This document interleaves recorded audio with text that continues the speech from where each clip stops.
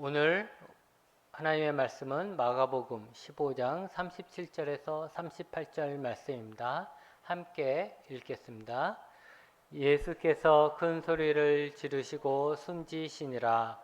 이에 성소 휘장이 위로부터 아래까지 찢어져 둘이 되니라. 아멘. 여러분은 지금 성경 통독을 잘 하고 계십니까? 새해가 될 때마다 저마다 성경 통독을 목표로 해서 성경을 읽기 시작합니다. 그렇게 시작된 성경 통독이 창세기는 잘 읽게 되죠. 창세기는 대부분이 족장들의 이야기이기 때문에 읽는데 큰 어려움 없이 술술 잘 읽혀집니다. 그 다음에 창세기 다음에 나오는 게 뭐죠? 출애굽기죠. 출애굽기를 딱 읽습니다. 근데 출애굽기도 이스라엘이 이제 시내산에 가기까지 이야기는 잘 읽을 수 있어요. 모세가 어떻게 해서 또 바로 왕을 어떻게 해서 하나님이 그들을 이끌어내는 이야기는 정말 흥미진진하고 재밌는 이야기죠.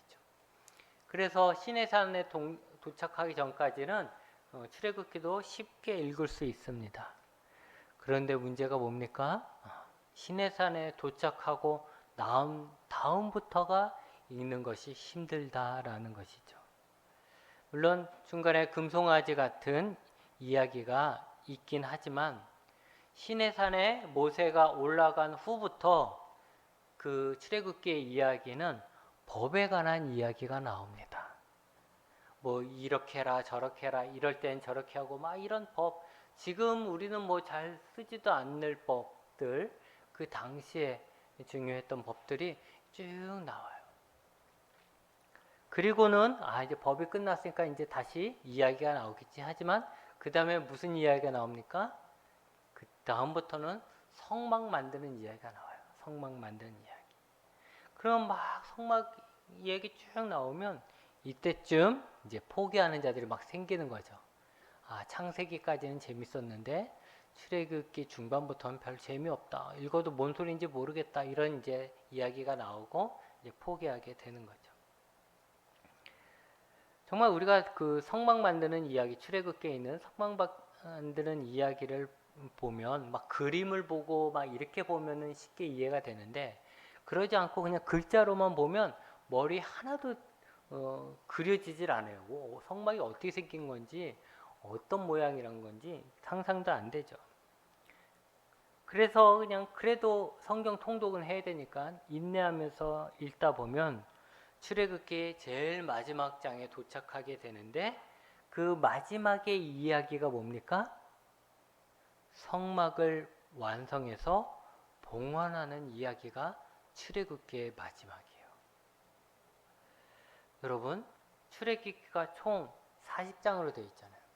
출애굽기는 노예 생활하던 이스라엘을 하나님이 구원하셔서 하나님의 백성을 삼으시고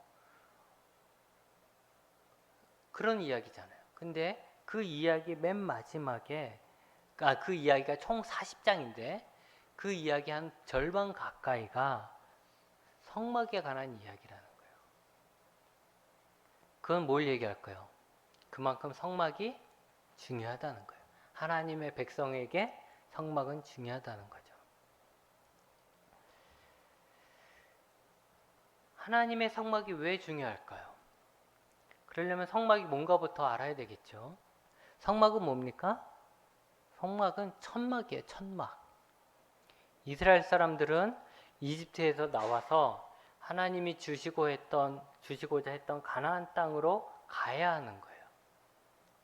그랬기에 그들이 이동하는 광야길에서 그들은 우리가 지금 살고 있는 이렇게 튼튼한 집을 지을 수가 없고 지을 필요도 없었던 거죠. 그들은 천막을 쳐서 지내다가 다시 이동할 때는 그 천막을 걷고 이동하고, 또 머물 때는 다시 천막을 쳐서 이렇게 움직일 수 있는, 쉽게 쳤다 걷었다 할 수 있는 이런 천막이 그들에게는 참 중요했던 거죠. 근데 성막도 그런 천막입니다. 그런데 천막이 아니라 성막이라고 부르는 것은 그 천막이 좀 달랐기 때문이겠죠. 그 성막은 사람들이 쓰는 천막이 아니라 하나님이 사용하시는 천막이기 때문에 성스러운 막이 돼서, 그러니까 천막이 되어서 성막이 된 것입니다. 하나님은 하나님이 쓰실, 하나님이 거하실 성막에 관해서 직접 다 설계하셔서 모세에게 말씀을 하셨고, 모세는 이스라엘 사람과 함께 그 성막을 만들었습니다. 그 성막은 이제 하나님의 집과 같은 것이고 하나님이 계시는 상징이 되었습니다. 이스라엘이 이집트를 탈출해서 약속의 땅인 가나안까지 가는 그 여정에 하나님의 성막이 함께 따라감으로써 그들이 어디에 있든지 또 어디로 가든지 하나님이 그들과 함께 계신다라는 것을 이스라엘 사람들이 알게 되는 것입니다. 실제로 그들은 이동할 때도 성막이 먼저 움직이고 성막을 따라갔어요. 그리고 정착할 때도 성막을 중심으로 각 지파들이 천막을 쳤어요. 또 성막은 하나님과 이스라엘이 만나는 장소가 되었습니다. 출애굽기 29장 42절에 내가 거기서 너희와 만나고 내게 말하리라고 하셨어요. 그러니까 하나님이 성막을 만들게 한 이유가 내가 거기서 너희들과 만나겠다 라는 거였죠. 성막이 만들어지기 전까지 하나님이 중요한 이야기를 하실 때 어디에서 했느냐? 시내산으로 모세를 불렀어요. 근데 성막이 만들어진 후에 중요한 이야기들을 성막에서 하시게 되고 백성들을 성막으로 부르시는 거예요.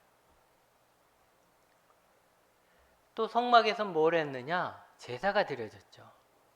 제사를 통해 이스라엘은 속죄를 할 수 있었던 거예요. 부정하게 된 자들이 하나님 앞에 제사를 지냄으로 인해서 깨끗해질 수 있었던 거죠. 그래서 성막은 그들이 하나님께 용서함을 받을 수 있는, 그래서 그들이 온전해질 수 있는 장소가 되었던 것입니다. 여러분 한번 생각해 보십시오. 노예였잖아요. 이들은 노예였는데 노예였던 이스라엘이 이집트를 탈출했습니다. 그들은 이전까지 이집트의 법을 지켜야 했죠. 하지만 이제는 이집트에서부터 도망 나왔기 때문에 이집트의 법을 따를 필요가 없어요. 그러나 그 수많은 사람들의 공동체에서 법이 없다면, 사람들이 다 각기 자기 하고 싶은 대로 하면 그 이스라엘이 어떻게 될까요? 혼란스러워지죠. 무질서한 세계가 되고 마는 거예요. 그래서 그들에게는 그들의 법이 이제 필요한 것이죠. 거기다가 그들은 탈출한 노예였지만 이제 어떻게 돼요? 하나님의 백성이 되잖아요. 그래서 신분이 바뀌었다는 거예요. 그러니 이제 하나님의 백성이 되었으면 당연히 하나님의 백성다운 삶을 살아야 되고 그들의 왕이 되시는 하나님이 주시는 법을 지키며 살게 되는 것이죠. 그래서 하나님이 출애굽기에서 탈출한 이스라엘 사람들에게 법을 만들어 주시는 거예요. 하나님의 백성이 되었으니까. 또 그들이 하나님의 백성이라는 가장 강력한 증거, 바로 하나님이 그들과 함께 계신다는 것. 하나님이 그들을 돕는다, 하나님이 그들을 다스리신다라는 증거가 필요했겠죠. 그게 뭐예요? 성막이죠. 여러분, 우리는 뭐 잘 모르지만 생각을 해보세요. 한 나라의 왕이 있어요. 한 나라가 있어요. 근데 그 나라에서 가장 좋은 건물은 어디겠어요? 왕궁이죠, 왕궁. 그죠? 제일 화려한 데가 왕궁이에요. 그래서 수도에 왕궁이 있죠. 그래서 왕궁을 보면 저기에 이 나라를 다스리는 왕이 사시는 집이다. 저기에 사는 사람이 우리를 다스린다. 이거 다 알잖아요. 그렇죠? 그런 상징이 있잖아요. 그러니까 마찬가지로 이스라엘이 이제 하나님의 백성이 되었으니, 그래서 이제 하나님의 나라가 되었고 하나님의 백성이 되었으니 이제 그들을 다스리시는 하나님이 필요하잖아요. 왕궁이 필요하잖아요.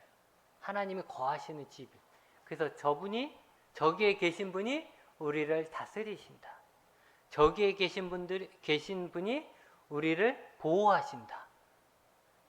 이게 필요한 거죠. 그래서 하나님이 성막을 만들라고 하신 거예요. 그래서 출애굽한 이스라엘에게는 하나님의 법이 중요했고 또 하나님의 성막이 중요했던 것입니다. 이렇게 이제 이스라엘이 성막과 함께 하나님이 약속하신 가나안 땅에 들어갑니다. 그러면서 이제 정착을 하게 되는 거죠. 이제 더 이상 이동할 필요가 없고, 사사 시대에는 이제 땅을 넓혀가야 하고 거기에 살고 있는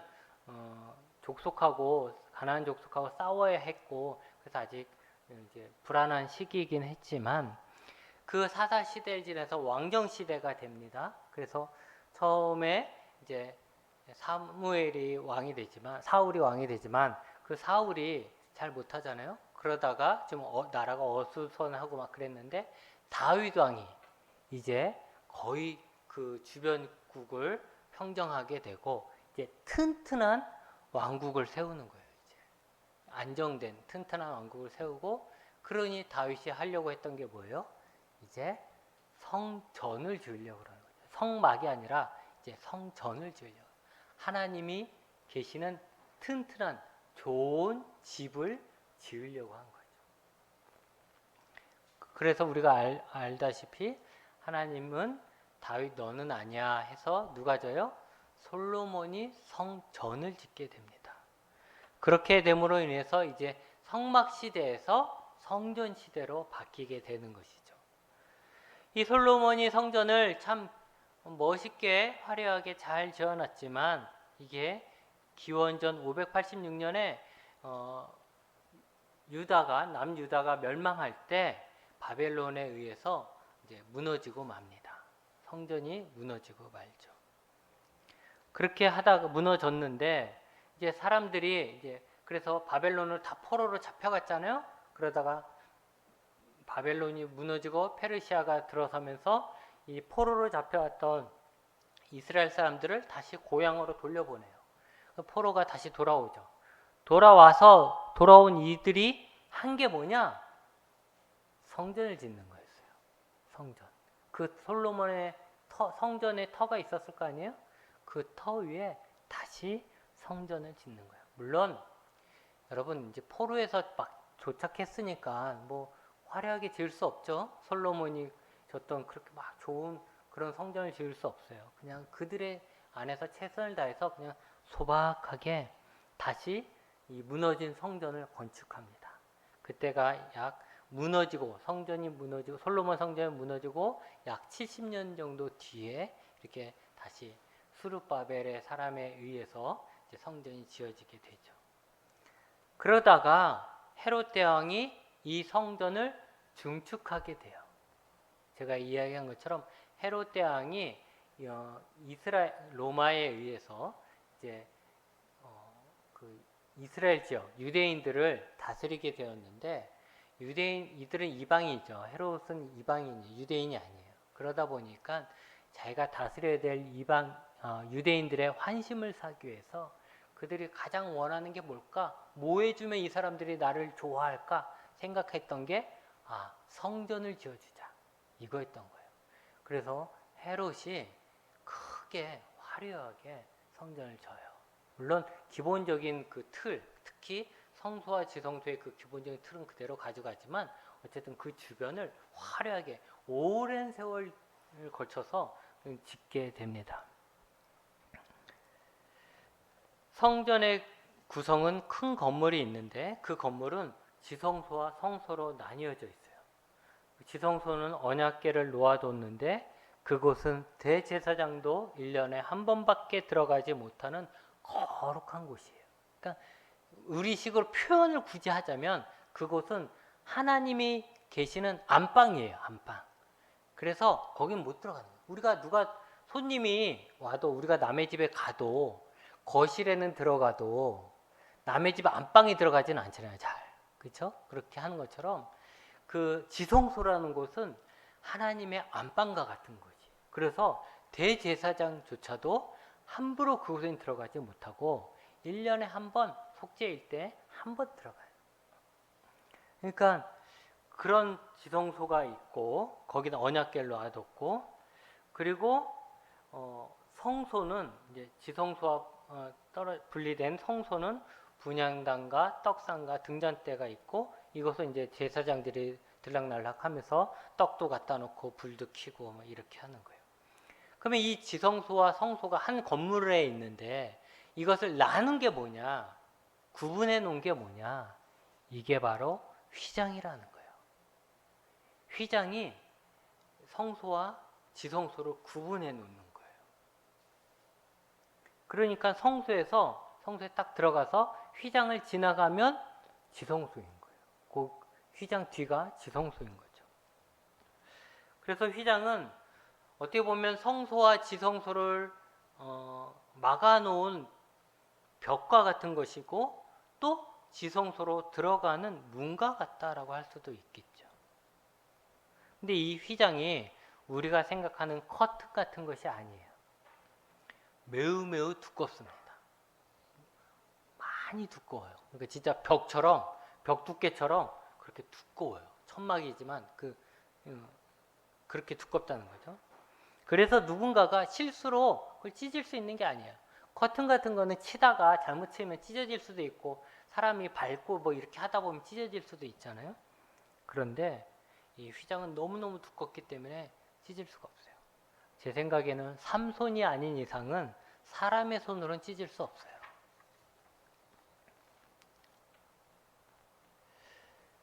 여러분 이스라엘을 한번 생각해 보죠. 유대인들, 이 이스라엘 유대인들에게 생각해 보면 이 유대인들에게 있어서 성전은 그들에겐 전부였어요.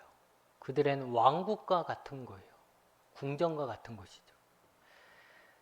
자신들의 역사이며 자신들의 희망이고 자신들의 정체성이었어요.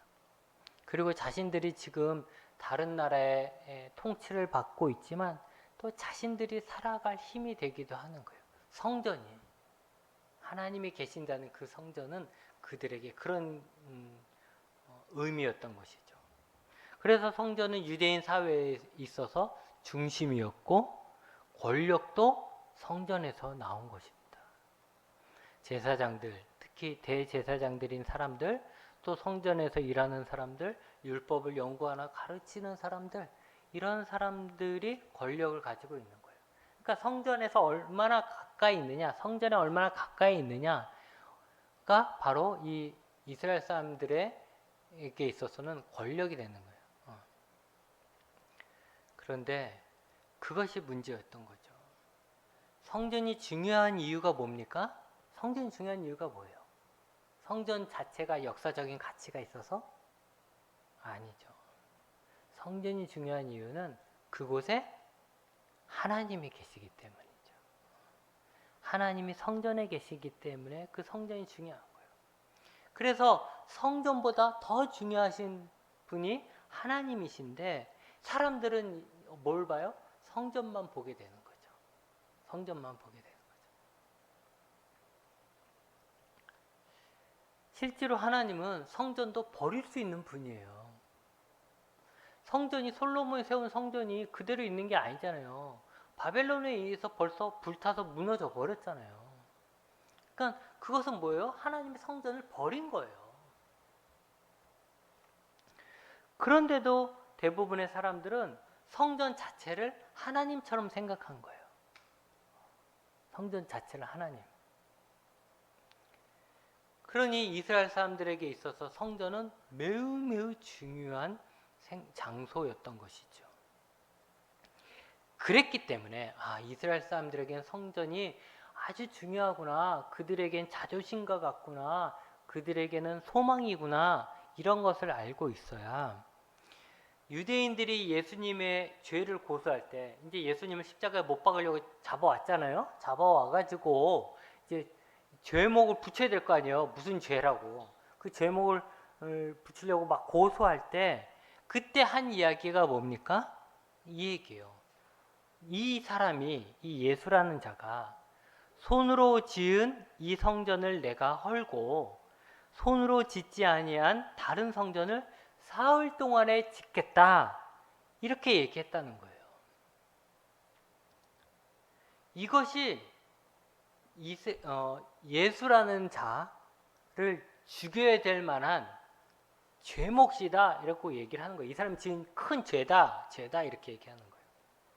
그러니까 그것은 우리가 생각할 때 그게 뭐 그렇게 큰 죄야 라고 할 수 있지만 실제로 이 성전을 이스라엘 사람들이 얼마나 중요시 여기는지를 생각한다면 유대인들의 이 분노를 어느 정도는 이해할 수가 있는 것이죠. 그것을 단지 성전을 헐고 다른 성전을 짓겠다라는 것이 아니라 뭐라고 했어요? 지금 있는 성전, 헤롯이 지은 성전을 손으로 지은 성전이라고 했어요. 이 손으로 지은 성전을 헐라 이랬잖아요. 보통 손으로 지은 성전이라고 하면 여기서 쓰이기를 그런 비유인데 그렇게 쓰이면 그건 사람들이 세상의 사람들이 다른 나라 사람들이 우상을 섬기기 위해서 신전 같은 걸 많이 짓잖아요. 그런 것 같은 의미예요.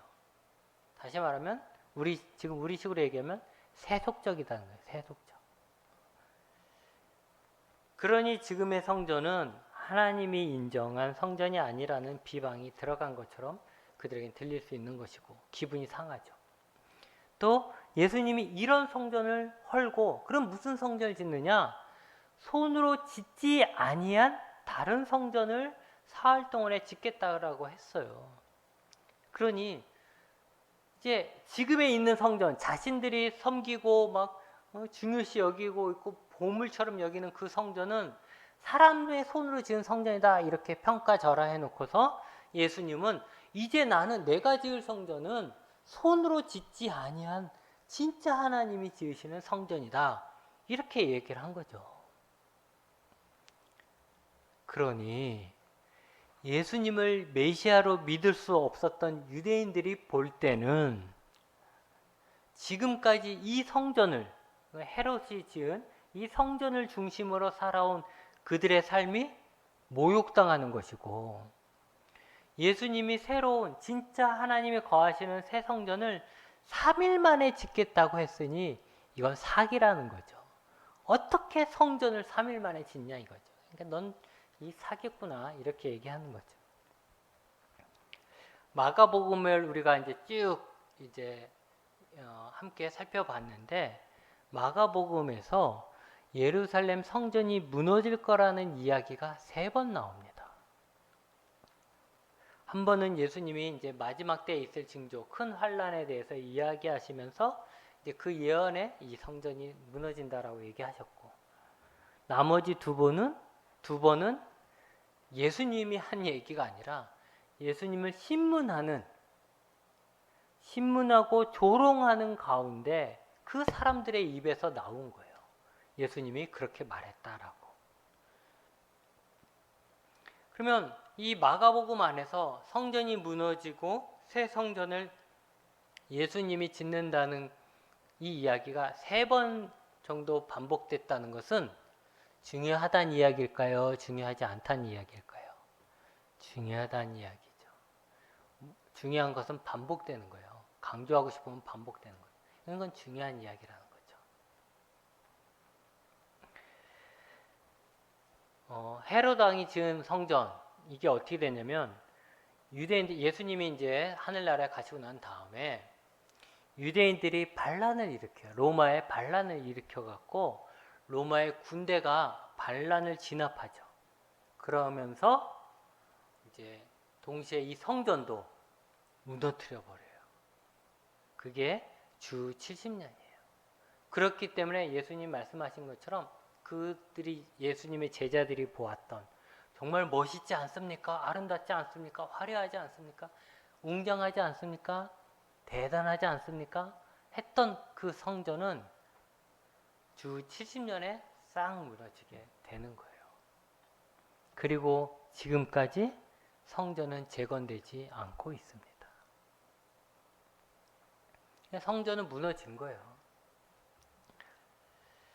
바벨론이나 로마가 이스라엘을 정복할 때 성전을 무너뜨리는 이유는 이스라엘에서 성전은 그들의 가장 중요한 상징이고 그들의 뿌리이기 때문에 그렇게 했겠죠. 그래서 성전의 그 건물은 그렇게 예수님이 부활하시고 승천하신 다음에 무너지지만, 그게 역사적으로 그렇게 무너지지만, 예수님이 십자가에서 죽으실 때 일어난, 마가복음에 의하면 일어난 기적 중에 하나가 바로 성수의 휘장이 위에서부터 아래로 찢어져서 둘이 된다는 거예요. 제가 얘기했죠. 휘장은 사람의 손을 찢을 수 있는 그런 두께가 아니에요. 매우 두꺼워요. 근데 그것이 위에서 아래로 쫙 찢어진 거예요. 벽이 무너진 거죠.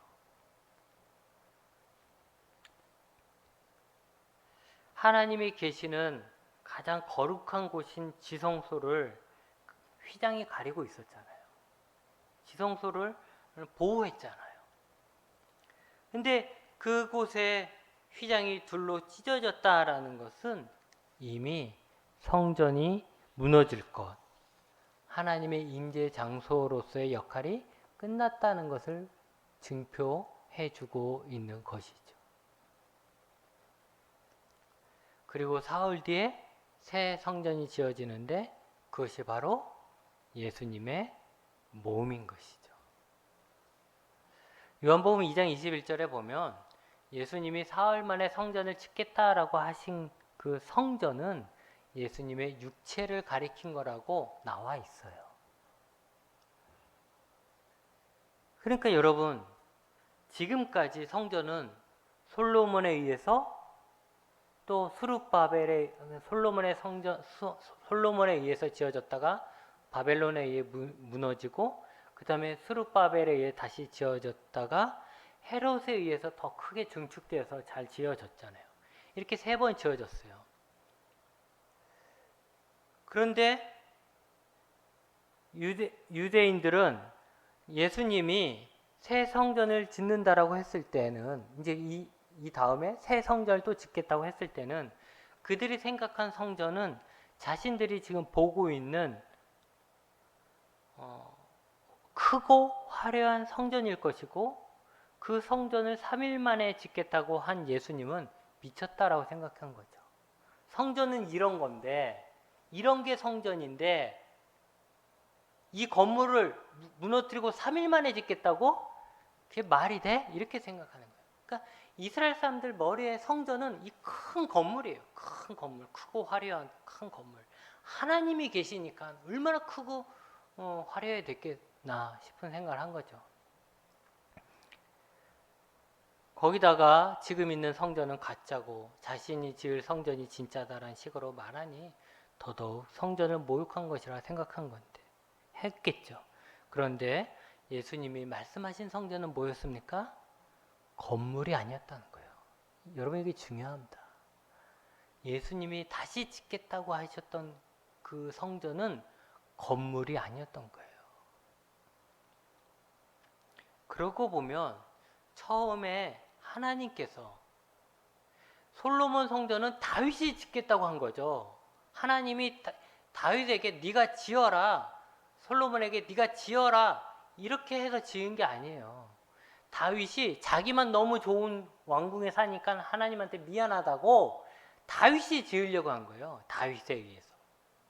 그것을 하나님은 이제 다윗 너는 안 돼 하고 솔로몬에게 허락을 해주신 거죠. 그런데 사실 하나님께서 처음 하나님이 거하실 장소를 지으라고 하신 거는 성막이었어요. 그것도 모세에게.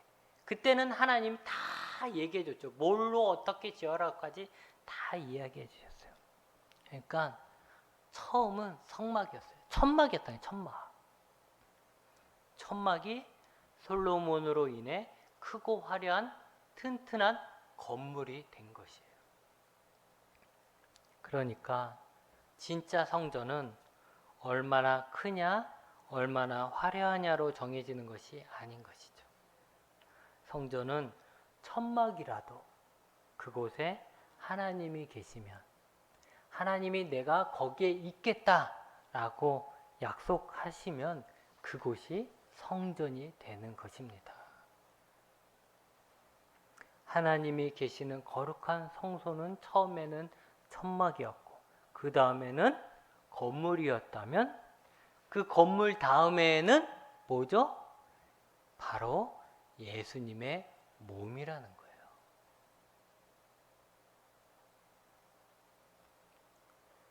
성전이 뭐 하는 곳이랬어요? 하나님이 왜 성막을 지으라고 그랬죠? 하나님을 만나게 하기 위해서. 하나님이 이스라엘 사람들을, 하나님의 백성을 만나는 장소로 삼으시기 위해서 성막을 만들라고 한 거죠. 그래서 우리는 성전에서 하나님을 만나고 그곳에서 하나님을 예배하고 하나님께 죄에 대해서 용서받고 복을 받고, 그러기 위해서 출애굽 시대에는 성막에서, 그 왕정 시대에는 성전에서 이렇게 사람들이 모여 있었던 거죠. 다시 말하면 하나님은 하나님의 백성이 하나님을 만나는 장소를 이제 예루살렘에 있는 성전에, 그 로마 군인에 의해서 무너질 그 성전으로 정하지 않으시고 이제 누구를 통해서 만난다는 거예요? 예수님을 통해서 만난다는 거예요. 이게 예수님이 성전이라는 의미인 거예요. 예수님이 성전이야? 예수님이 건물이 아닌데? 성전은 건물이라는 의미보다는 하나님이 만나시고자 하는 장소, 하나님이 계시겠다라고 하는 장소라는 거예요. 근데 이제는 그게 예루살렘에 있던 성전이 아니라 예수님의 몸이라는 거예요. 부활하신 예수님의 몸이라는 거죠. 예루살렘의 성전은 오랫동안 유대인들을 위한 성전이었습니다. 그들의 종교를 위한 그들만의 하나님이었고 그들만이 하나님의 백성이었습니다. 그러기에 성전은 유대인들의 선민의식과 이방인들을 향한 배타의식의 장소이기도 했습니다. 그래서 성전을 만들어 놓고, 예루살렘에 성전을 만들어 놓고 이방인은 들어오지 못하도록 막아놨잖아요. 이방인 여기 들어오면 죽어, 이렇게 표지판까지 세워놨잖아요. 그러니까 이 성전은 이스라엘 사람, 유대인들만의 성전인 거예요. 하나님은 자기들만의 하나님인 거죠. 이방인들은 들어오지 못하는, 철저히 구분을 지어서 여자들은 여기까지, 남자들은 여기까지, 제사장은 여기까지, 이런 식으로 해서 구분을 지어놓은 거예요. 지성소를 중심으로 조금 여기까지는 들어와도 돼. 여자는 그 뒤로 들어와. 이방인들은 저 뒤에 가 있어. 여기 못 들어와. 이렇게 배타적으로 만들어진 거예요.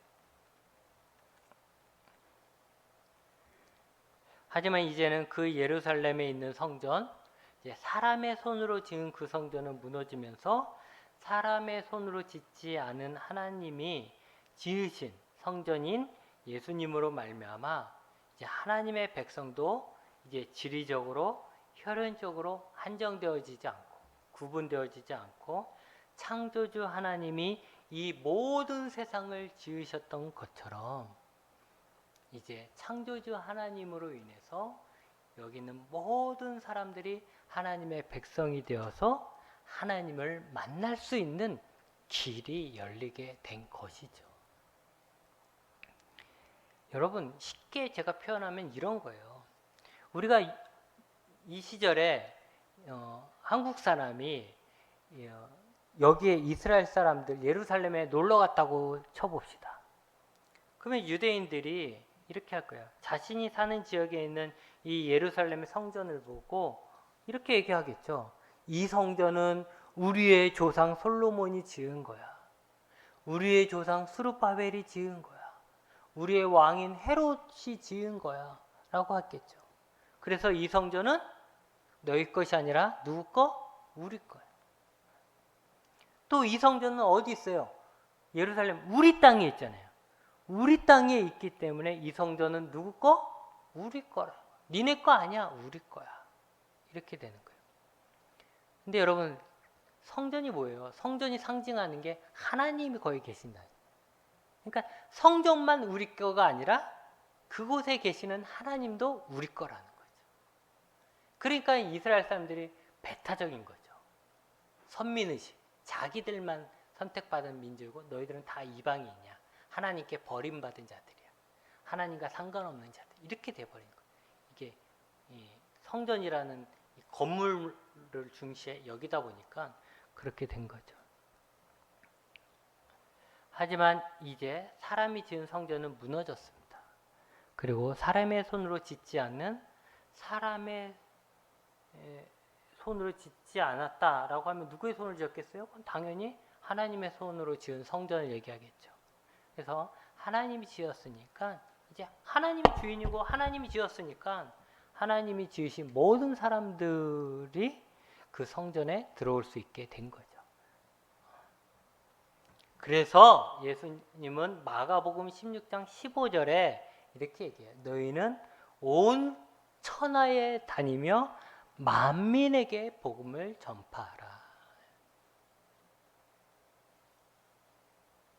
그동안은 성전이 있어도 하나님을 만나는 장소는 유대인들을 위한 장소였는데 이제 예수님이 직접 성전이 되었으니 이제 유대인이 아니라 천하에 가서 세상 곳곳에 가서 만민에게 이제 복음을 전파하라. 하나님을 만나러 오라라고 얘기하라는 거죠. 이제 말씀을 정리합니다.